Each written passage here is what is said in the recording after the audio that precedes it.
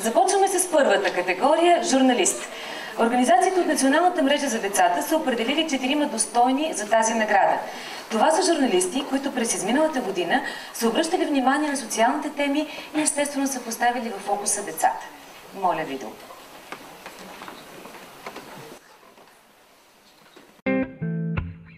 Много важно журналистът да зачита мнението на детето, да не се подиграва един вид. Трябва, когато ни се задава един въпрос за детето, да бъде сериозен. Журналистите трябва да уважават правото на избор на всеки човек.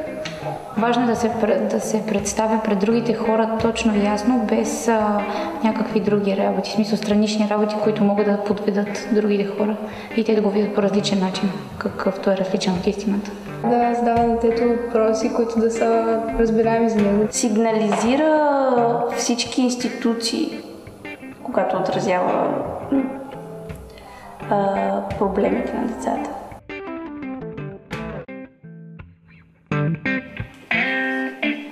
И така, номинациите в категория журналист са Боряна Каменова, БНТ Такси, Цвета Николова, Българско национално радио, Зорница Стоилова, вестник Капитал и Десислава Пътева, вестник Новинар.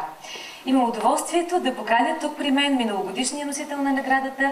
Всъщност те са двама, Нина и Пролет от Дарик Радио. Искам да поканя на сцената Нина Александрова.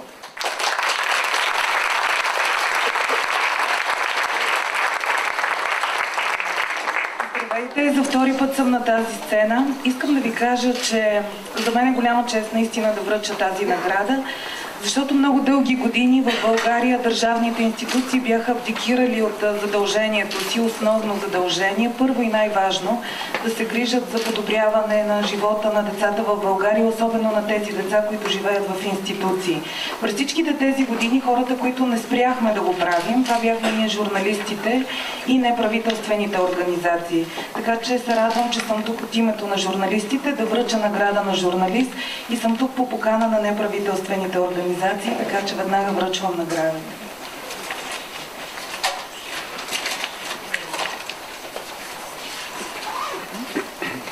Зорница Стоилова, вестник Капитал.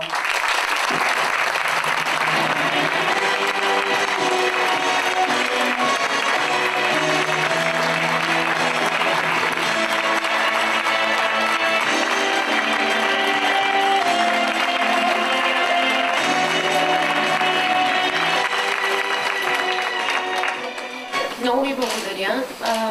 Аз искам да кажа, че е адски трудно да спазваш някакви принципи в среда, която става все по-безпринципна. И още по-трудно, когато липсва всякакво доверие между медии, бизнес и институции. И аз винаги съм гледала с надежда към Национална мрежа за децата, защото те са посредника, който може да върне това доверие. Без него не можем да решим нито един проблем на децата. И аз искам да си пожелая никога повече да не виждам снимка на убито дете, на дете жертва на престъпление или дете участник в престъпление в български вестник или български сайт. Благодаря.